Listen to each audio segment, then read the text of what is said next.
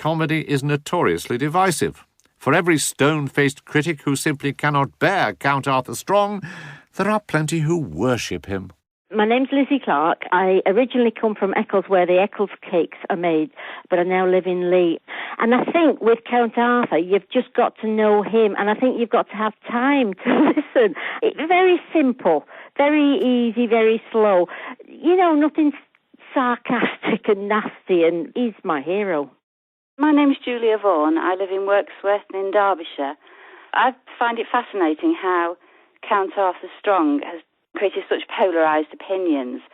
I think it's hysterically funny, and all the controversy about the humour feels as if it means it actually touches a nerve. It reminded me of me and my brother who used to watch Monty Python when it was first on TV, and our mother just couldn't bear to be in the room because she said it insulted her intelligence. What makes us laugh or leaves us cold is notoriously difficult to predict. So how do you go about writing or commissioning a comedy programme for millions of Radio 4 listeners? I invited two comedy writers to discuss the risks of alienating half the audience. Andrew Nichols, co-writer of Ed Reardon's Week, which is now back on air, and Catherine Jakeways, who created North by Northamptonshire. We were joined in the studio by commissioning editor Caroline Raphael, and I began by asking her why she'd given the go-ahead to one of the most loathed and admired comic characters anywhere on radio. Count Arthur, of course. Because I happen to think, along with many of our listeners, but I do appreciate not all, that it's a great comic character that you can just revel in his adventures week after week. Did you suspect it would divide the audience as much as it has? No, to be honest, I didn't. The fact that it does is a shame, because one would like everybody to absolutely adore everything, but sometimes they won't. It's just like when you meet people, there are bits of people you love and bits of people, of people that there are things about them you hate, and life's not anodyne. You don't want everything kind of conforming to some kind of mean. So why put something at 6:30 that a significant part of the audience doesn't like? At 6:30, it's quite a busy time, so you tend to originate shows there that are listenable to slightly more bits and pieces. If you had to go and mop up the cat sick, for example, or a child needs your attention or the phone went, then you can listen. And late at night? People are more likely to be able to concentrate, slightly quieter time. I don't like the term nursery slope, but it may be that we will do something to see whether it works, and if it does, then we might move it to another slot. You don't get hold of the writer, Count Arthur himself, of course, all in one. Oh, the and Count, say to yes. him, yes, if you do something slightly differently, perhaps you could broaden your appeal. You're shaking your head. You wouldn't tell him that? No, I wouldn't. We do tell writers to perhaps consider certain things, but it might be in terms of just telling the story better or making things clearer. In the end, if it divides people, it divides people, and I'm really sorry. Well, can I bring in Andrew Nichols here, who's created one of the great Radio 4 comic characters, of course, Ed Reardon. Thank you. Andrew, would you slightly alter or think of altering Ed Reardon's character to appeal to even more people? No, I think we push him as far as we can. We keep pushing him and people think he's a sweet old gentleman. But I do think it's an artificial argument in a way because there is room for both. People like the Goons or people preferred Hancock, which you might expect. I'm a Hancock side of the fence.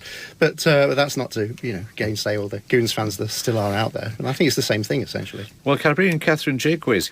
Do you have a view of the person you're writing it for? North by Northamptonshire was the first proper thing that I'd written before I'd just written sketches and monologues for myself.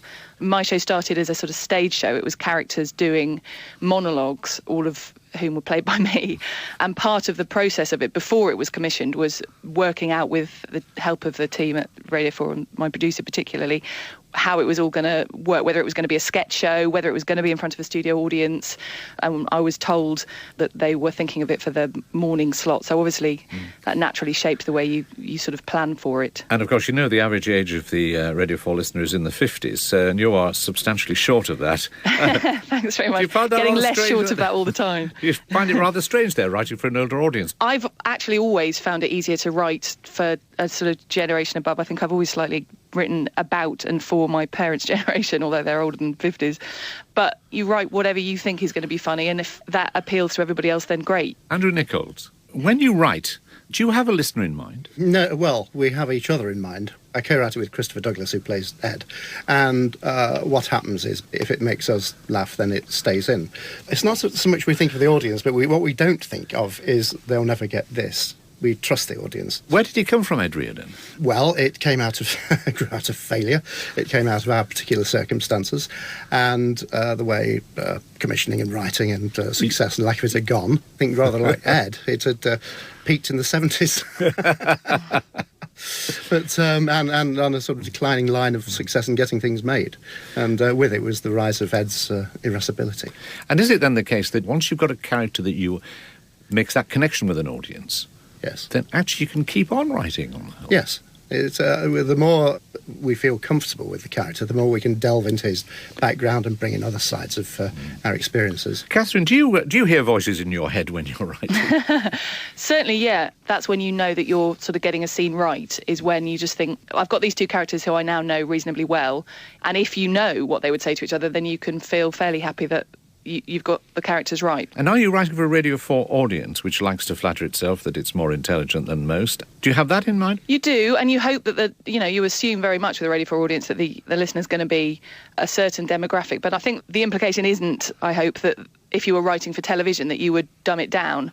You were always assuming a certain level of intelligence and a certain sophistication in the audience. I think maybe the only thing that would change is possibly the frame of reference of your audience. And I've had situations where I've sort of thought, if I mention Jay-Z, is that something that my mum is going to relate to? I quite often ask my mum or my mother-in-law whether, a certain person is someone within their frame of reference, or whether you might have to slightly change that. But other than that, no, I think you're just writing for a bright, fairly comedy-savvy person who you hope is going to find it funny, whatever you're writing for. I really would like to say something about the age, because the average age of the Radio 4 audience is in their sort of mid-50s, and I think it's worth remembering that this is the audience that watched the young ones, that grew up with the early days of alternative comedy, and I think there's a slight danger of over-characterising what it means to be in your mid-50s and what it means to be in your mid-50s on Radio 4. There may be issues around what people expect from Radio 4, which we do like to challenge, but being in your mid-50s, if you think about what you grew up on, it's pretty much what is still on television and what is still, if you go to the comedy clubs, you go to Edinburgh. Can I ask you about what happens, though, when you hear for the first time a really original comic voice creation and you want to bring it to Radio 4? A lot has to go on. You can go to a comedy show anywhere in the country and see wonderful acts and character work like Catherine's. The development of North by Northamptonshire also reminds me of what we had to do with League of Gentlemen, which started off as a series of beautifully written, as were Catherine's, characters, but there was no framework. So what you're looking for is a world in which you can set these characters. That means you can come back to it week after week, and then hopefully it will develop. Andrew, if television came and said it's time, Ed Reardon, you've won all this world, Broadcasting Press Guild, Radio 4, you're going to say, no, he's going to stay on Radio 4. People ranging from my El Mando Iannucci to my wife and kids have been trying to get Ed on television. But it wouldn't change if he went on television. I don't know. A lot of the critics who tend to be very nice about Ed. Well, give you awards, yeah. For God's sake, yes. For God's sake, please never put him on television, because we have a certain idea on our heads of what Ed is. I think what does enter into the equation are the demographics. I think the problem is it, star heavy enough, or is it a sort of show that will work with a wide audience? I mean, obviously, I think it is. But, of course. And Catherine, will there be a third series if you have your way of North by Northamptonshire? Am I allowed to say, Caroline, that I think there is going to be a third series? There is indeed. This time next year. Pleased to say, yes. So we're in the process of starting to decide what's going to happen in the third series at the moment. Our thanks to Catherine Jakeways, Caroline Raphael and